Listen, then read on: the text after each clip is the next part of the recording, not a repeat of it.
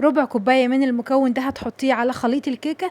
هو ده بقى السر اللي محدش قالك عليه قبل كده، هيخلي معاكي الكيكه هشه ومرتفعه ولونها ما شاء الله من فوق ومن تحت لون الذهب الحلو ده، ومن جوه المسامات ضيقه كده وهشه وخفيفه، تحسي كده ان انت بتاكلي قطعه من النايتي حرفيا. بصوا ما شاء الله عامله ازاي، لونها فاتح.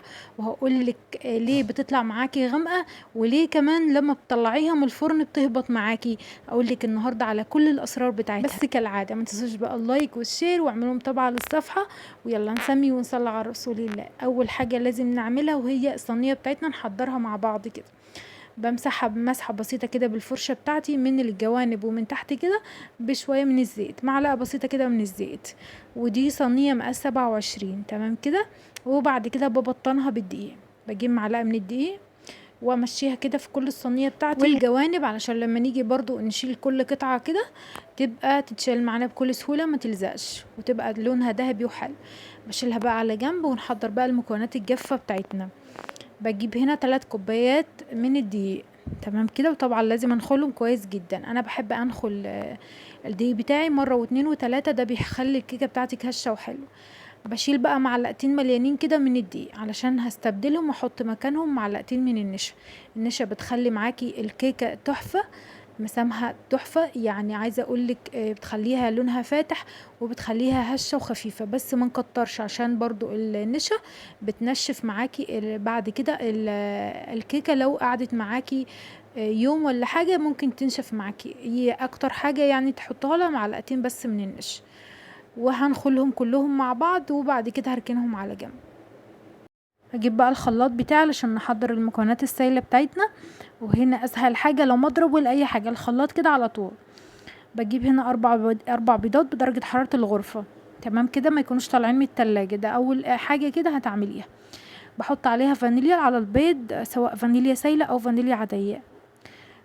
بحط البيض بتاعي، بحط هنا كوبايه وربع من السكر او كوبايه ونص على حسب التحليه اللي انت حباها، بس هي مظبوطه. لو انت عايزاها كوبايه وربع، لو انت بتحبها مسكره كوبايه ونص تمام كده. والسكر يكون لونه فاتح كده عشان متطلعش الكيكه بتاعتك غامقه تمام. بضربهم مع بعض لغايه لونهم ما يفتح بالشكل ده تمام كده. هضربهم كويس جدا لغايه لونهم ما يفتح كده، انا عايزه لونهم كده. وبعد كده بقى هنحط ايه، هنحط هنا نص كوبايه من الزيت. يستحسن برضو ان انت ما تستعمليش زيت يكون ليه ريحه علشان تطلع معاكي الكيكه طعمها حلو. بعد كده بخلطهم كويس مع بعض. بعد ما خلطتهم بقى بحط هنا نص كوبايه ونص من اللبن، كوبايه ونص من اللبن. واهم حاجه اللبن يكون يعني دافي، ما يكونش برضو طلع من التلاجة تمام كده. ودي معلومات انا بقولك عليها عشان تنجح معاكي الكيكه بتاعتك. ونخلطهم كويس جدا مع بعض بقى بالشكل ده، وابتدي بقى ان انا افضيهم في طبق غويط. بجيب هنا تاني زي ما انتم ملاحظين ان انا بنخل الدقيق تاني ازاي، علشان طبعا ايه، كل ما تنخلي في خليط الكيك الدقيق بتاعها بتطلع معاكي الكيكه هشه وتحفه. بحطه زي ما انتم شايفين شويه بشويه كده. ليه بقى؟ علشان الهواء اللي احنا دخلناه في الخليط اللي هو السايل ده ما يطلعش معانا. لو حطيناه كل الدقيق مره واحده كده هنهبط الخليط بتاعنا ده، فاحنا بنحطه شويه بشويه كده. لو وصلتوا بقى لغايه النقطه دي ما تنسوش بقى تذكروا الله وتصلوا على الرسول عليه افضل الصلاه والسلام عشان ناخد حسنتين مع بعض. بصوا بقى انا بقلب بقى كل المكونات بتاعتي، وزي ما انتوا شايفين احنا لسه ما حطيناش الماده الرافعه بتاعتنا تمام كده. فانا هحط هنا بضيف عصير ليمونه بس شايله منها البذر. بحط بقى هنا كيس من البيكنج باودر على الليمونه، وهتحسي ان هما بيعملوا تفاعل مع بعض زي ما انتوا شايفين كده. الخطوه دي لما تضيفيها في الاخر بتفرق معاكي جدا في هشاشة الكيك. واللي هنا بقى اللي انا بقولكم عليه، المكون اللي انا بقولك عليه، هي ربع كوبايه من اي مياه غازيه عندك كده. ايه بتحطيها بس ما يكونش لها طعم، هتلاقيها كده بتفور مع بقيه المقادير اللي احنا حطيناها. ده بقى هيديكي هشاشة في الكيكة مش قادرة اقولك هتبقى عاملة زي ما شفتوها في الاول ما شاء الله تحفة. هتقلبي بقى كده كله مع بعضه، بس اهم حاجة كله يتقلب كده الخليط كويس جدا علشان خاطر ايه، ما يغمقش معاكي. لازم كل الخليط يتقلب كويس قوي علشان الكيكة تطلع معاكي ناجحة.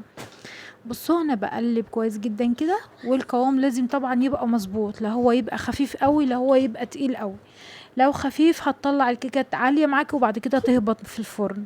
ولو الخليط بتاعك سميك كده هتلاقيها بقى مكتومه ومش حلوه خالص، وتبقى يعني تقيله كده، وانت تمسكي الخرطه تلاقيها تقيله في ايدك. بصوا بقى بفضي الخليط بتاعي في الصينيه اللي احنا حضرناها، وطبعا هنا في المرحله دي بنشغل الفرن واحنا بنقلبها.